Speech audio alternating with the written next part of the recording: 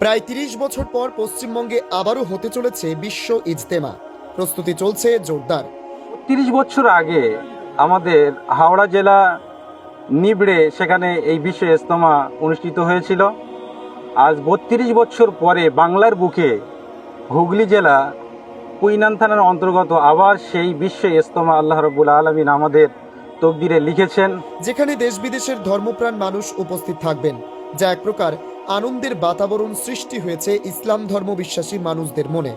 হুগলি জেলার দাঁতপুর থানার অন্তর্গত কুইনান এলাকায় আগামী ১, ২, ৩ ও ৪ জানুয়ারি অনুষ্ঠিত হতে চলেছে এক বিশাল বিশ্ব ইজতেমা। আয়োজকদের পক্ষ থেকে জানানো হয়েছে, এই ইজতেমায় দেশ বিদেশের লক্ষ লক্ষ মানুষ অংশগ্রহণ করবেন।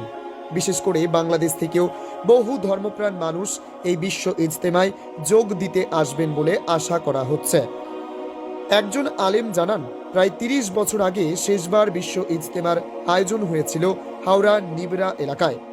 দীর্ঘ ৩ দশক পর আবারও এই অঞ্চলে বিশ্ব ইজতেমার আয়োজন হতে চলায় সমস্ত আয়োজক ও স্থানীয় মানুষজন অত্যন্ত আনন্দিত। তিনি আরো বলেন, অনেক বছর পর আমরা আবার এই মহান সুযোগ পেলাম। সকলের অংশগ্রহণে ইজতেমা শান্তিপূর্ণ ও সফলভাবে সম্পন্ন হোক এই কামনা করি।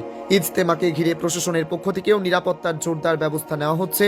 স্থানীয় এলাকা জুড়ে চলছে পরিকাঠামো প্রস্তুতির কাজ। এই ইজতেমাকে ঘিরে পশ্চিমবঙ্গের ধর্মপ্রাণ মুসলিম সম্প্রদায়ের মানুষদের মনে নতুন করে উন্মাদনা তৈরি হয়েছে। প্রতি বছর এই ইজতেমা বিশ্বের ভিন্ন ভিন্ন দেশ আয়োজন করে। এবার সেই গুরুদায়িত্ব পড়েছে ভারতবর্ষের পশ্চিমবঙ্গের মুসলিম সম্প্রদায়ের মানুষদের ওপর। আমরা আজকে যে মাঠে দাঁড়িয়ে রয়েছি এতে কুইনান থানার অন্তর্গত হুগলি জেলা।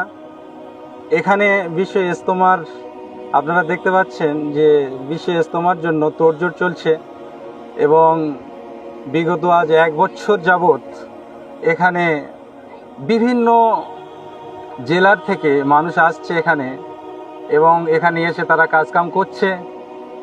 এবং ৩২ বছর আগে আমাদের হাওড়া জেলা নিবড়ে সেখানে এই বিশ্ব ইজতেমা অনুষ্ঠিত হয়েছিল।